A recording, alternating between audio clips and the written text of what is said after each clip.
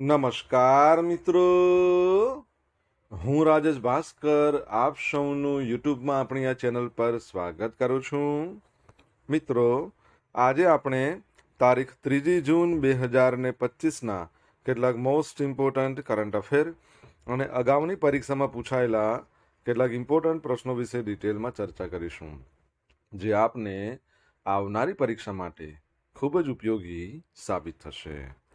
તો મિત્રો, આપ આ ચર્ચા સાથે જોડાઈ રહેજો અને વિડીયોને પહેલેથી લઈને છેલ્લે સુધી પૂરેપૂરો જોવાનો આગ્રહ રાખજો.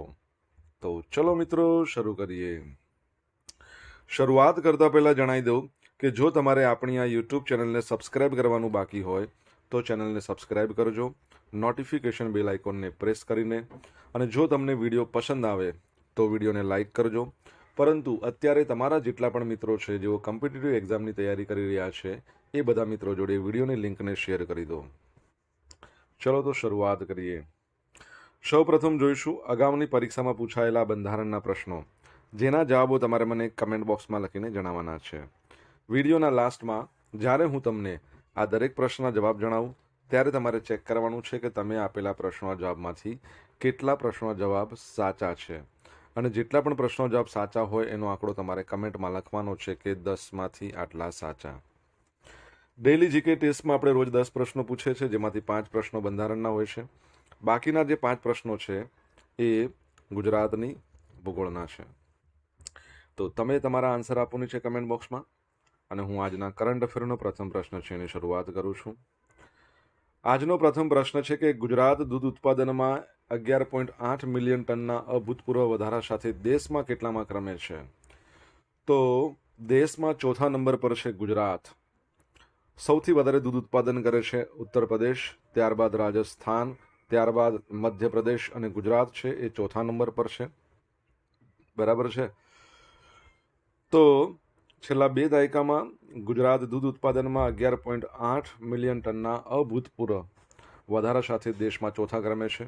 ગુજરાતમાં દૂધની માથાદીઠ ઉપલબ્ધતા પણ છેલ્લા 1 દાયકામાં 38% વધી ગઈ છે અને અત્યારે 700 ગ્રામ પ્રતિદિન થઈ ગઈ છે.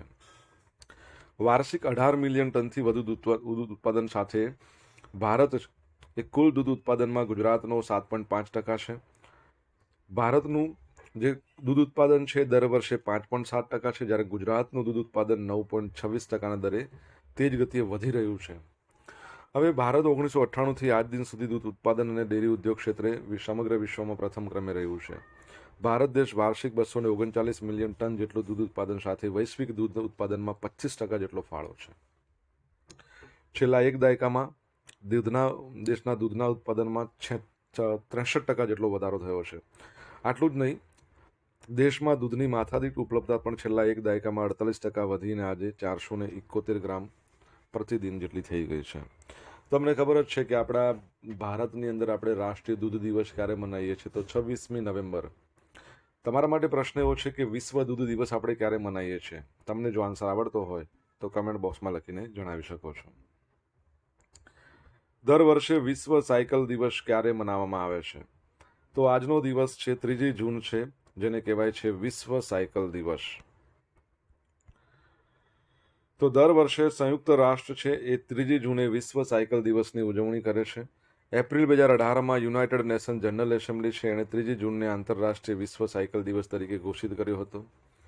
વિશ્વ સાયકલ ડે એના માટેના ઠરાવમાં સાયકલની વિશિષ્ટતા, દીર્ઘાયુષ્ય, વૈવિધતા એને માન્યતા આપવામાં આવી છે, જે 2 સદીઓથી ઉપયોગમાં લેવામાં આવી છે, અને તે પરિવહનના સરળ, સસ્તું, વિશ્વસનીય, સ્વચ્છ અને પર્યાવરણને યોગ્ય રીતે ટકાઉ માધ્યમ છે. આમ જોવા જઈએ તો મિત્રો, જર્મન એક હતા જેમનું નામ હતું કાર્લ વોન ડેશ. એમણે 1870ની અંદર સાયકલની શોધ કરી, પરંતુ જે પેડલવાળી સાયકલ છે એની શોધ તમને ખબર છે? સ્કોટિશ હતા, સ્કોટલેન્ડના. એમણે કરી. તમને નામ આવડવું જોઈએ.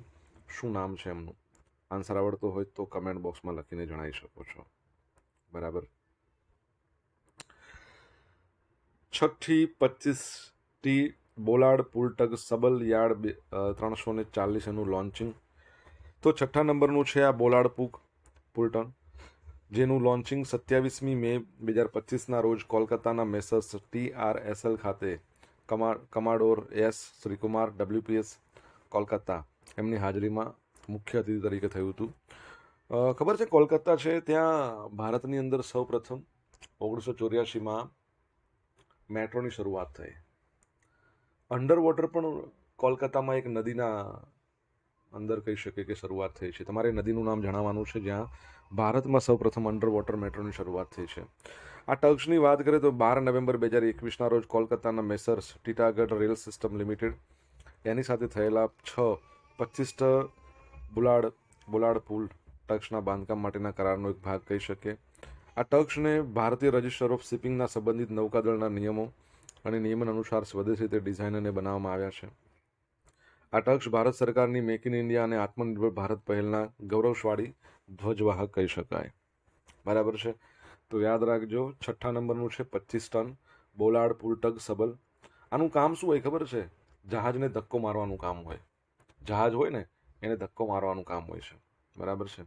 ચલો મિત્રો, વિડીયો પસંદ આવ્યો હોય, ભણવાની મજા આવી હોય તો વિડીયોને એક લાઇક કરી દો. જો બાકી હોય તો તમારા મિત્રો જોડે વિડીયોની લિંકને શેર કરી દો. તમે જે તે સોશિયલ મીડિયા એપ્લિકેશન વાપરતા હો. આપણી આ યુટ્યુબ ચેનલ જો સબસ્ક્રાઇબ ના કરી હોય, એક તો છે રાજેશ ભાસ્કર નામની, જેના પર તમે અત્યારે વિડીયો જોઈ રહ્યા છો. બીજી છે રાજેશ ભાસ્કર 2. તો આ બંનેને સબસ્ક્રાઇબ કરી લો નોટિફિકેશન બેલ આઇકોનને પ્રેસ કરીને.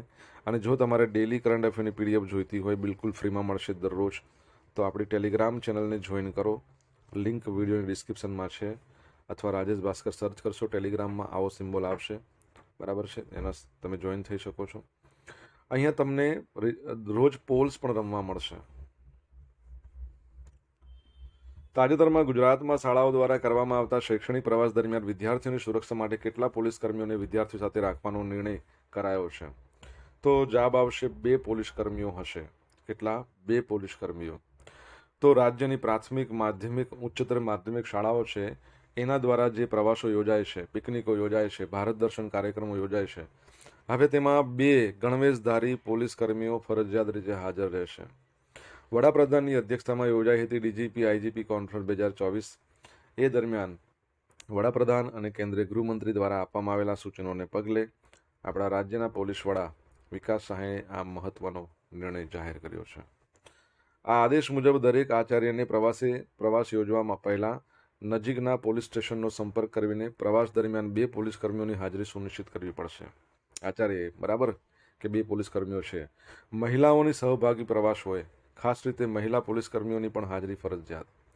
આચાર્યને આ સમગ્ર આયોજન અંગે વિગતવાર અહેવાલ તૈયાર કરીને adapprm@gujarat.gov.in એના પર ઈમેલ મોકલવાનો. વડોદરા હરણી બોટ કાંડની ઘટના બાદ રાજ્ય સરકારે શૈક્ષણિક પ્રવાસ માટે નવી ગાઈડલાઈન ઘડી હતી. ત્યારબાદ વિદ્યાર્થીઓની સુરક્ષા માટે વધુ એક મહત્વનો નિર્ણય કરવામાં આવ્યો છે. બરાબર છે. આ યાદ રાખજો. પ્રવાસનની વાત આવી છે. પ્રશ્ન: ભારતમાં રાષ્ટ્રીય પ્રવાસન દિવસ ક્યારે મનાવવામાં આવે છે? તમને આન્સર આવડે તો કમેન્ટ બોક્સમાં લખીને જણાવી શકો છો. તાજેતરમાં કોણે 5 વર્ષમાં ભયાનક ગરમી પડવાની આગાહી કરી છે? તો વર્લ્ડ મિટીરિયોલોજીકલ ઓર્ગેનાઇઝેશન એણે કહ્યું છે કે ભયંકર ગરમી પડવાની છે. તો વિશ્વ હવામાન વિજ્ઞાન સંગઠન છે એનો રિપોર્ટ આવ્યો છે કે 5 વર્ષ 2025થી 29માં વૈશ્વિક તાપમાનમાં રાહતની કોઈ આશા નથી, એવી ચેતવણી આપી છે. આ રિપોર્ટમાં એવું કહ્યું છે કે આ સમયગાળામાં સરેરાશ તાપમાન 1.5 ડિગ્રી વધશે. એટલે જે 1.5 ડિગ્રી સેલ્સિયસની પેરિસ કરારની સીમા વટાવવાની શક્યતા 70% છે. આ વધવાની 70%. 80% શક્યતા એવી છે કે 2024નું જે રેકોર્ડ બ્રેક ગરમ વર્ષનો રેકોર્ડ હતો એ પણ તૂટી શકે. કે 2024નું વર્ષ બહુ ગરમ હતું, 80% શક્યતા હતી કે તૂટી શકે. 2023-24 એ સૌથી ગરમ વર્ષો હતા. આ રિપોર્ટ વૈશ્વિક જળવાયુ સંકટની ગંભીરતાને રેખાંકિત કરે છે. રિપોર્ટમાં જણાવાયું છે 2025થી 29 દરમિયાન વૈશ્વિક તાપમાન 1.2 થી 1.9 ડિગ્રી સેલ્સિયસ સુધી વધી શકે છે. બ્રિટનના હવામાન વિભાગના ડેટા વૈશ્વિક તાપમાન કેન્દ્રના વિશ્લેષણ પર આધારિત છે. રિપોર્ટમાં આર્કટિકમાં ઝડપી ગરમી અને બોરેન્સ બેરિંગ, ઓખાસ્ટસ્ક જે બધા સાગર છે ને, ઓખાસ્ટસ્ક એમાં બરફ છે ને એ ઘટવાની ચેતવણી આપી છે. દક્ષિણ એશિયા, સાહેલ, ઉત્તરી યુરોપ, અલાસ્કા, સાઇબેરિયા એમાં વધુ વરસાદ, જ્યારે એમેઝોનમાં દુકાળની આશંકા છે. આ વર્ષે ચીન 40 degree Celsius, UAE 52 degree Celsius, પાકિસ્તાનમાં લૂની ઘટનાઓ એ પણ જળવાયુ સંકટની ગંભીરતા દર્શાવે છે. વર્લ્ડ મિટિયોલોજીકલ ઓર્ગેનાઇઝેશનની વાત કરીએ તો 1950માં એની સ્થાપના, હેડક્વાર્ટર તમારે કહેવાનું છે ક્યાં છે, અને અબ્દુલ્લા અલ મેડોસ એના પ્રમુખ પ્રેસિડેન્ટ છે. ઓકે, યાદ રાખજો. આ વખતે આઈપીએલમાં નવો ચેમ્પિયન મળવાનો છે ભાઈ. હવે અમદાવાદની અંદર તમને ખ્યાલ હોય તો રવિવારે જ યોજાઈ હતી નરેન્દ્ર મોદી ક્રિકેટ સ્ટેડિયમ ખાતે બીજી ક્વોલિફાયર મેચ. પંજાબ કિંગ્સ એના કેપ્ટન શ્રેયસ અય્યર 87 રનની એકદમ વિસ્ફોટક અણનમ ઇનિંગ રમ્યા. એને કારણે મુંબઈ ઇન્ડિયન્સને 5 વિકેટ હરાવીને ફાઇનલમાં આવી ગયા. શ્રેયસ છે ને આઈપીએલના ઇતિહાસમાં પ્રથમ એવો કેપ્ટન બન્યો જેની કેપ્ટન્સીમાં 3 ટીમો ફાઇનલમાં પહોંચી. પંજાબ કિંગ્સમાં અત્યારે છે, એના પહેલાં એમણે દિલ્હી કેપિટલ્સમાં હતા 2020માં, તો કેપ્ટનશીપમાં એમણે ફાઇનલમાં લઈ ગયા હતા. 2024માં કોલકાતા નાઇટ રાઇડર્સમાં એમણે ચેમ્પિયન બન્યું હતું. આઈપીએલ 2025ની ફાઇનલમાં પંજાબ કિંગ્સ 3 જૂને નરેન્દ્ર મોદી ક્રિકેટ સ્ટેડિયમ પર આરસીબી સામે ટકરાશે. બરાબર છે, એટલે આજે જ રમાશે. આ બંને ટીમો પોતાનો પહેલો આઈપીએલ ખિતાબ જીતવા જશે. આરસીબી છે ને રોયલ ચેલેન્જર્સ બેંગ્લોર એ તો ઓલરેડી ફાઇનલમાં છે અને 4થી વખત ફાઇનલમાં આવ્યું, પણ એક વખત જીત્યું નથી. પંજાબ કિંગ્સ બીજી વાર આવ્યું છે, પણ એકવાર જીત્યું નથી. આ વખતની આઈપીએલનું સંસ્કરણ કેટલામું છે? 18મું છે. ટાટા છે એ સ્પોન્સર કરી રહ્યું છે. અને WPLનું કેટલામું સંસ્કરણ હતું અને કોણ જીત્યું આ વર્ષનું તમારે જણાવવાનું છે. જો તમને આન્સર આવડતો હોય તોની વાત છે. સોશિયલ મીડિયાના માધ્યમથી મારી જોડે તમે કનેક્ટ રહી શકો છો. મારું ઇન્સ્ટા આઈડી છે rajesh.i.bhaskar, મારું ફેસબુક આઈડી છે RI ભાસ્કર, અને ટેલિગ્રામ ચેનલ છે આપણી રાજેશ ભાસ્કર, જ્યાં તમને ડેલી કરંટ અફેરની PDF મળશે અને પોલ્સ પણ રમવા મળશે. જો તમને ભણવાની મજા આવી હોય તો વિડીયોને લાઇક કરો, તમારા મિત્રો જોડે વિડીયોની લિંકને શેર કરો, ચેનલ સબસ્ક્રાઇબ કરવાની બાકી હોય તો સબસ્ક્રાઇબ કરો, નોટિફિકેશન બેલ આઇકોનને પ્રેસ કરીને. નેશનલ પેમેન્ટ કોર્પોરેશન ઓફ ઇન્ડિયાની નવી માર્ગદર્શિકા અનુસાર ક્યારથી યુપીઆઈ સંબંધિત મોટા ફેરફારો કરવામાં આવવાના છે? તો 1 ઓગસ્ટથી થશે. મોટા ફેરફાર થશે. તો નેશનલ પેમેન્ટ કોર્પોરેશન ઓફ ઇન્ડિયાની નવી માર્ગદર્શિકા અનુસાર 1 ઓગસ્ટથી યુપીઆઈ સંબંધિત ફેરફાર થવાના છે.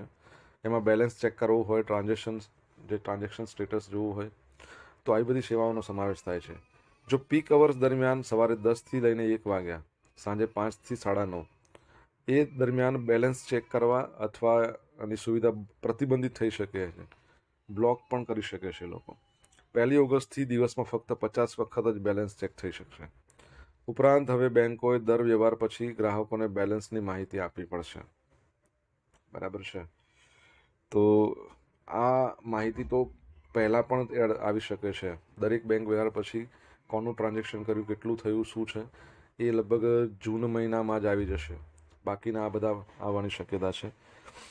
યુપીઆઈ છે એ તમને ખ્યાલ છે કે national payment corporation of India એના અંતર્ગત આવે છે, જેની સ્થાપના 2008માં થઈ હતી. CEO તમને બધાને આવડે છે કે દિલીપ આસબે છે, પરંતુ નોન એક્ઝિક્યુટિવ ચેરમેન કોણ છે? તમને ખબર હોય તો કમેન્ટ બોક્સમાં લખીને જણાવો.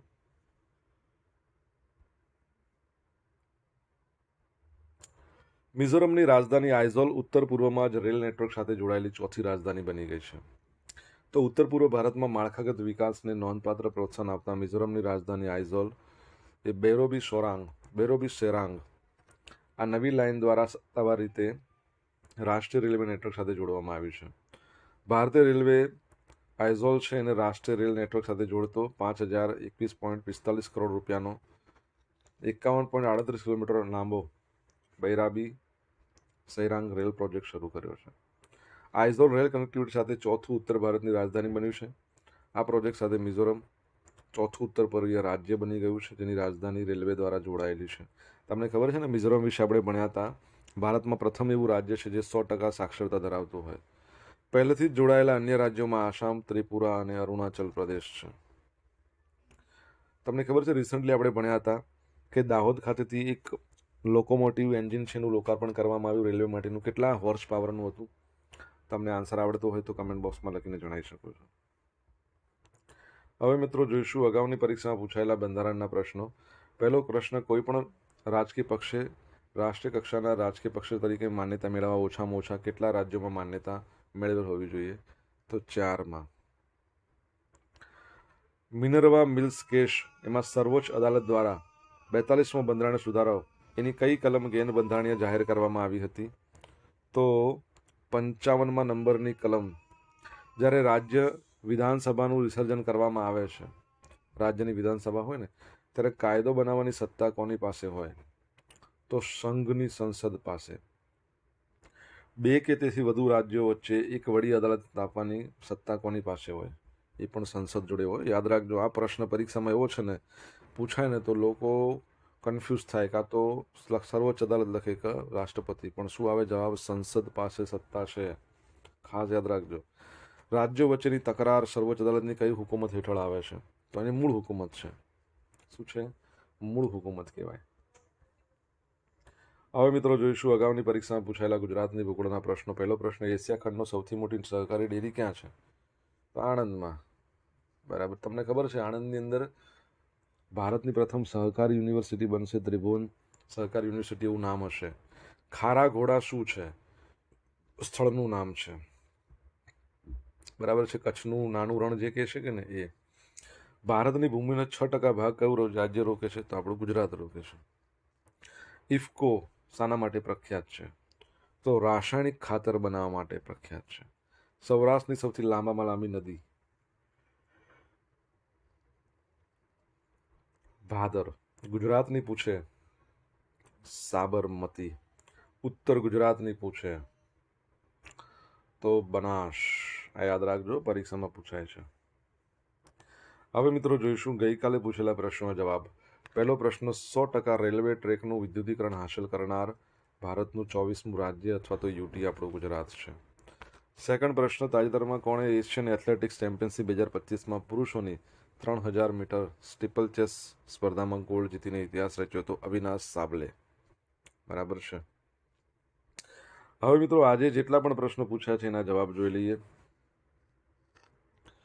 પહેલો પ્રશ્ન હતો, વિશ્વ દૂધ દિવસ આપણે ક્યારે મનાવવામાં આવે છે? તો વિશ્વ દૂધ દિવસ છે એ 1 જૂનના રોજ મનાવવામાં આવે છે. ક્યારે મનાવવામાં આવે છે? 1 જૂન. સેકન્ડ પ્રશ્ન છે કે પેડલવાળી સાયકલની શોધ કોણે કરી? 1839માં મેકમિલન સ્કોટલેન્ડના હતા. બરાબર છે. ત્રીજો પ્રશ્ન શું છે કે ત્રીજો પ્રશ્ન એવો છે કે કોલકાતામાં અંડર વોટર જે રેલવેની શરૂઆત થઈ, મેટ્રો ટ્રેન, ભારતની અંદર પ્રથમ મેટ્રો ટ્રેન અંડર વોટર, એ કઈ નદીમાં? તો હુગલી નદી. કઈ નદી? હુગલી નદી. ચોથો પ્રશ્ન, ભારતમાં રાષ્ટ્રીય પ્રવાસન દિવસ ક્યારે ઉજવવામાં આવે છે? 25મી જાન્યુઆરી રાષ્ટ્રીય પ્રવાસન દિવસ. સાથે સાથે 25મી જાન્યુઆરી છે એને રાષ્ટ્રીય મતદાતા દિવસ પણ કહેવાય છે. બંને દિવસ એક જ તારીખે આવે છે. પરીક્ષામાં બંને દિવસ ઘણી બધી વખત પૂછાયા છે. પાંચમો પ્રશ્ન, વર્લ્ડ મેટ્રોલોજીકલ ઓર્ગેનાઇઝેશનનું હેડક્વાર્ટર ક્યાં આવેલું છે? જે જગ્યાએ વર્લ્ડ હેલ્થ ઓર્ગેનાઇઝેશનનું આવેલું છે, બંનેનું એક જ જગ્યાએ છે. WHO કહો કે WMO કહો. છઠ્ઠા નંબરનો પ્રશ્ન હતો કે WPL વુમન્સ પ્રીમિયર લીગ 2025માં 3જું સંસ્કરણ હતું અને મુંબઈ ઇન્ડિયન્સ જીતી ગયું છે. કોને હરાવીને? દિલ્હી કેપિટલ્સને હરાવીને. સાતમો પ્રશ્ન શું હતો? National payment corporation of India એના નોન એક્ઝિક્યુટિવ ચેરમેન કોણ છે? તો યાદ રાખજો, અજય કુમાર ચૌધરી. અજય કુમાર ચૌધરી. આઠમો પ્રશ્ન, દાહોદની અંદર આપણા વડાપ્રધાન નરેન્દ્ર મોદી સાહેબ દ્વારા, તમને ખ્યાલ હશે કે એક લોકોમોટિવ છે એન્જિન, એનું લોકાર્પણ કરવામાં આવ્યું અને આ લોકોમોટિવ એન્જિન છે ને એમાં એસી પણ છે, ટોયલેટની સુવિધા પણ છે. તો કેટલા હોર્સ પાવરનું હતું એવો તમને પ્રશ્ન પૂછ્યો હતો? તો યાદ રાખજો 9000 હોર્સ પાવર. બરાબર છે. હવે મિત્રો જોઈશું ગઈકાલના કરંટ અફેરમાંથી પૂછેલા કેટલાક ઇમ્પોર્ટન્ટ પ્રશ્નો જેના જવાબો તમારે કમેન્ટમાં લખવાના છે. પહેલો પ્રશ્ન, તાજેતરમાં કયા જિલ્લામાં ભારત સરકારના જળશક્તિ કેચ ધ રેન અભિયાન અંતર્ગત જળ સંચય કાર્યનો શુભારંભ થયો? બીજો પ્રશ્ન, મિઝોરમ પછી 100% સાક્ષરતાનો દરજ્જો મેળવનાર ભારતનું બીજું રાજ્ય કયું છે? તમને આન્સર આવડતો હોય તો કમેન્ટ બોક્સમાં લખીને જણાવો. અને રિસન્ટલી જ આ રાજ્યનો સ્થાપના દિવસ ગયો છે એટલે ખબર પડી જશે. હવે તો કમેન્ટમાં લખજો અચૂક. તો અહીંયા આપણે સ્ટોપ કરીશું. આ હતા આજના દિવસના કેટલાક મોસ્ટ ઇમ્પોર્ટન્ટ કરંટ અફેર. સાથે આપણે જોયું અગાઉની પરીક્ષામાં પૂછાયેલા કેટલાક ઇમ્પોર્ટન્ટ પ્રશ્નો, એના જવાબો પણ જોયા છે. આશા રાખું છું બધાને ભણવાની મજા આવી હશે. જો ભણવાની મજા આવી હોય તો વિડીયોને એક લાઇક કરી દો તમારા મિત્રો જોડે વિડીયોની લિંકને શેર કરો. આપણી બંને યુટ્યુબ ચેનલ, એક રાજેશ ભાસ્કર છે, રાજેશ ભાસ્કર 2 છે, બંનેને સબસ્ક્રાઇબ કરવાની છે નોટિફિકેશન બેલ આઇકોનને પ્રેસ કરીને. તો મિત્રો thank you so much for watching this video. Have a nice day. જય હિન્દ, જય ભારત, જય જય ગરવી ગુજરાત.